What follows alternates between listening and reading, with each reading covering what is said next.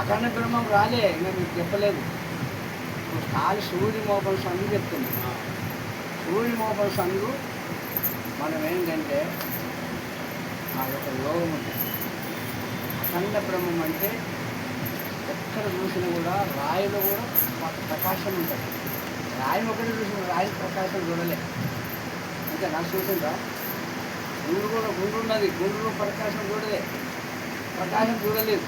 మా గురువు ఏమంటారు, రాయిలో ఉన్న దేవుని తెలుసుటకు, రాయిలో ఉన్న దేవుని తలుచుటకు నీ తరమా నీ బ్రహ్మం తరం, నీ తాత తరం అంటారు.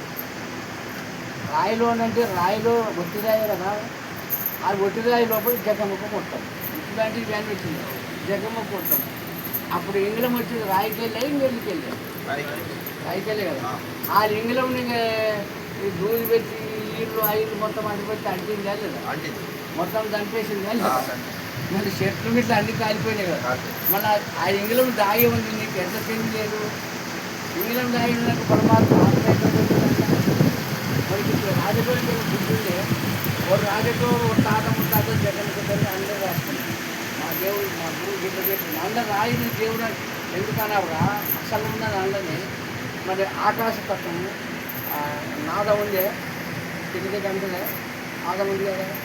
ఆయన ఇంకా ఇట్లా రాస్తే శబ్దం స్వర్శం ఉండే, రాయని రాస్తాం కదా ఇట్లా, శబ్దం వేరు రాశాడు కర్ర వేరు. ఇలా కొడితే కనక అన్నట్టు, ఇలా కొడితే గర్ర సరసర